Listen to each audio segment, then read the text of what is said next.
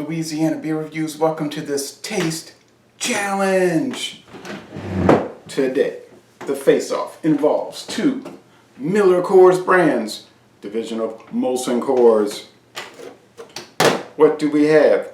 We have the venerable Hamm's Lager, introduced in 1865, coming in at 4.7% alcohol. Milwaukee's Best Premium, originally called Milwaukee's Best Lager, introduced in late 2016. 4.8% alcohol is the level at which it comes in.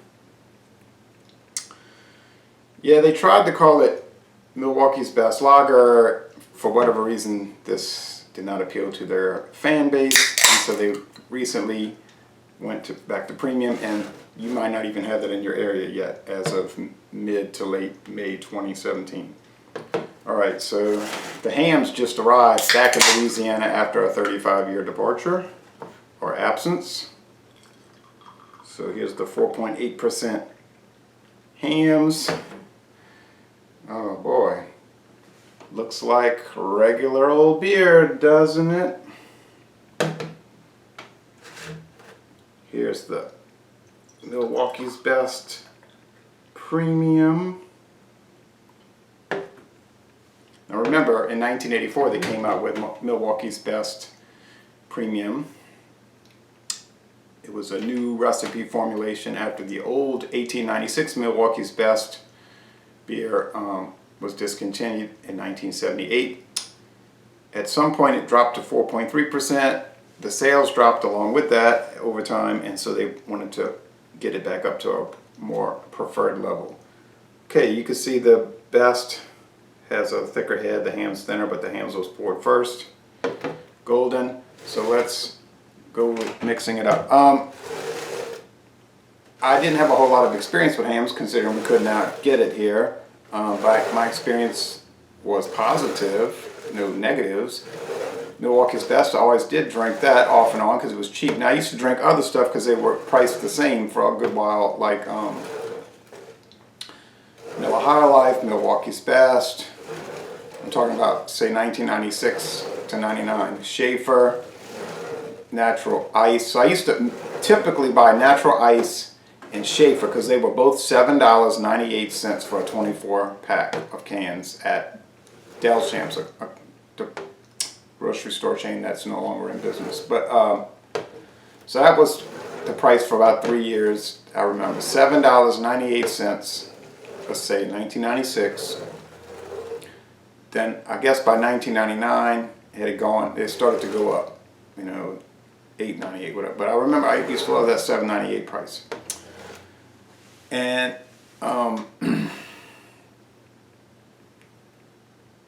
they were all the same. And the Schaefer, I used to like it because it seemed to have a little better taste, and they used to call it the Weekender. That 24-pack suitcase of cans, they call it the Weekender. You can still get Schaefer Light in some parts of Louisiana, like Dorgnac's, but it's like $17.98 for the 24-pack. $17.98. So you can imagine I don't buy it. Now when I can get like Milwaukee's Best Premium, I bought for $16.49 for a 30-pack at Mathernes. But other states is much cheaper. You know, might be $11.98 for a 30-pack in Illinois for some of these. But they might charge deposit or whatever, and it makes it, I don't know what they have different laws and taxes, so we just pay sales tax after the price. So $16.49 plus 10% sales tax here in this rather rip-off parish. This one smells sweet, malty, lagery like you would expect. This one, sweet, malty, lagery like you'd expect. So appearance the same, aroma essentially the same, the taste.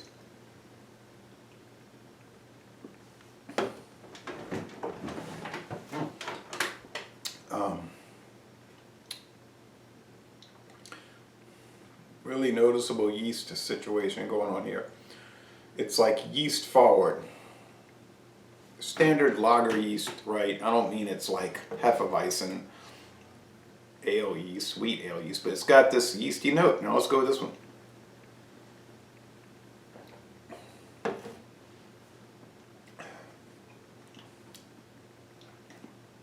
Yeah, but not that, a little more like cultured yeast taste as the left-hand one. The one on the left, it's got that kind of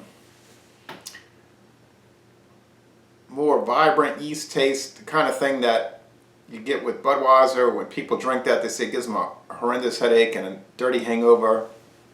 And I say, to me, it's Budweiser, regular Budweiser, which I'm a fan of. I promote it, kind of promote it because I like it. But it does give you that, when you take a few sips, that ice pick through the forehead type feeling, which may not appeal to you, but it's got character. Just maybe it's a bad character, but it's got character. This one does too here, and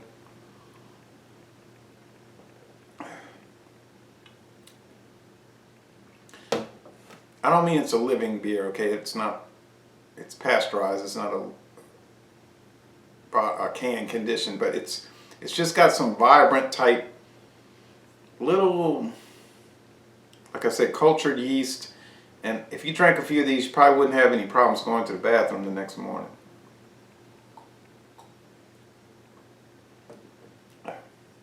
Which is making me think it's Hamm's, because I've heard people remark about Hamm's doing that to them.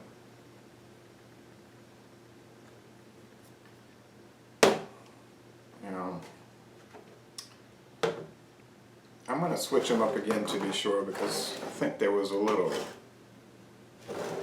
problem. Let's see. I don't want to screw it up. I think I might have tipped my hand, and I really want this to be a true challenge. I don't want it to be some baloney, phony baloney, but let's do it again. Okay, so some other beers that seem to like give some gastrointestinal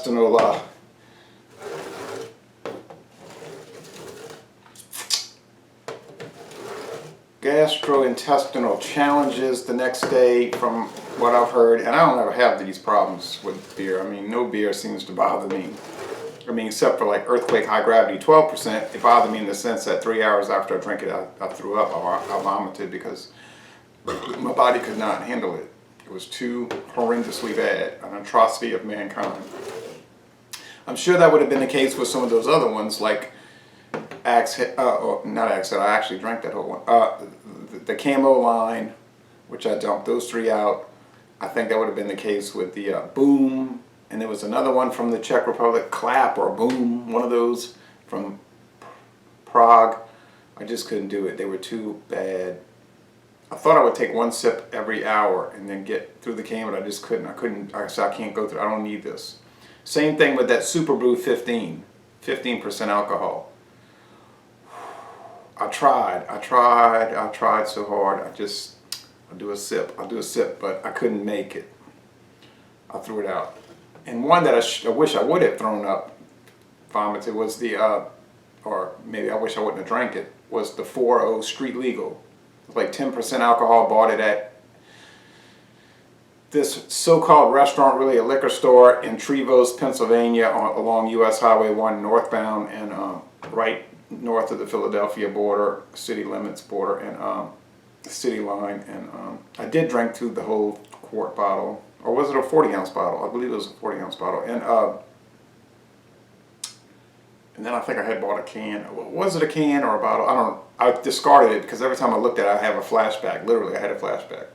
That's why I got rid of the Axe Head. I had like a I had some psychological damage from it. So because it was like a post-traumatic thing. So, but the 4.0 Street Legal, I did get through it, and that was a year before I started doing the video reviews. But man, I felt bad for 3 days. My body hurt for 3 days. My body felt injured, physiologically injured. So I couldn't. Okay, I couldn't keep those cans. They had to go because I couldn't walk past them and see it without catching a flashback. All right, enough of that. Same clean aroma, malty aroma.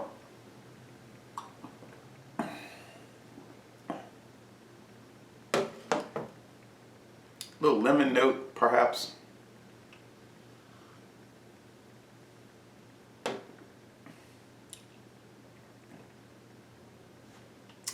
See, I think this one has more of that yeast action, that cultured yeast. I'm going to think, now which one's better? They're both really good. Neither one is better. If I was buying these two, I would just shop price. Only price, okay? Only price. I mean, unless they change the bottle design or something. I was trying to collect the bottle or can. I haven't seen bottles of Hamm's ever, and I've only seen large bottles of Milwaukee's Best, and that's been rare. I did see 12-ounce bottles of it in Canada, believe it or not, in 2000 Milwaukee's Best bottle. True story. I think this is Hamm's. But like I say, quality, tie, taste preference, tie. But I do think this is Hamm's as far as differentiation. Are they very different from each other? They're barely different. No, it's Milwaukee's Best. Just goes to show you, like Dr. Dave said, you can't tell them things apart.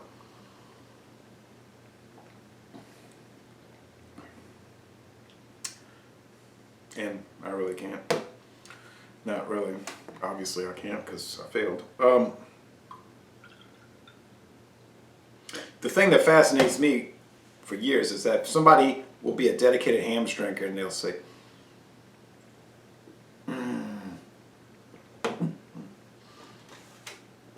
oh, some ones that people told me about that you had to get some paregoric and aspirin after you drank it.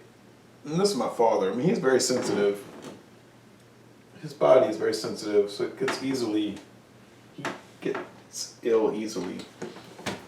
But, whoops, is this Jack's. He said, oh, Jack's. Terrible, you had to have paregoric, blah, blah, blah. And my grandfather said, oh, I like Jack's.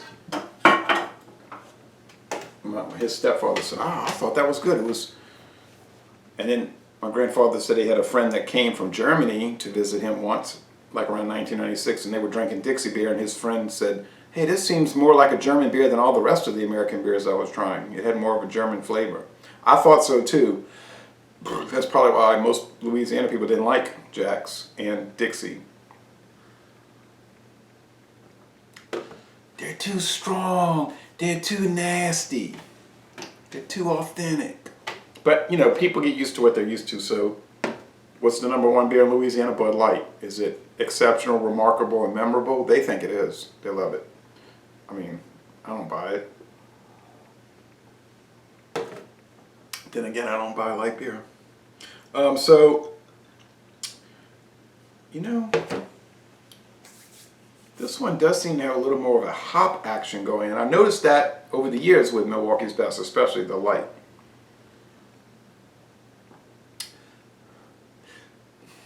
There's a hop bitterness there at the end. Noticeable.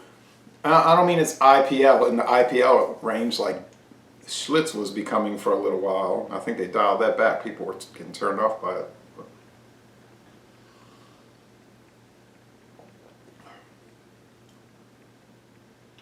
There's some of that here too. This one might be like 12 IBUs and this would be like 10. But there's something, you know, there's something there. Especially here with that. And then other people that will say, oh, this stuff's it's trash. It's a garbage beer. I hate it. You drank it, you're stupid. You have no right to be on the internet. You shouldn't even drink beer. You know, that kind of attitude is a problem too, because they do have character, they do have little complexities, they do have differentiated flavors. In this case, it's very small, but there is a difference. They're far from trash, but they are exactly what they're created to be. Regular old, inexpensive, canned beers to buy and drink while you're eating a ham sandwich and watching a game on TV, okay? I mean, most people drinking these and buying these are not going to do this contemplative thing here. They're going to drink on the beer. They're not going to think on it, okay? You know, I'm a little eccentric with that, and most people are not into watching videos, beer videos to start with, especially doing beer videos. So, it's perfect for its market. People that are going to just drink it, not going to sit there and drink on it and think on it and analyze it down. But if you want to do that, these certainly work. They do have their own individual characters. So final thoughts, shop price, because either way it's going to work. It's a double, it's an approach conflict. It's an approach conflict. Either choice you make is going to be a positive choice and a winner. So thank you for watching this video production. I hope it wasn't too long, but I think it's better to drag these things out if you're focusing on the issue at hand instead of rushing through it, which I don't think accomplishes a whole lot. Thanks again.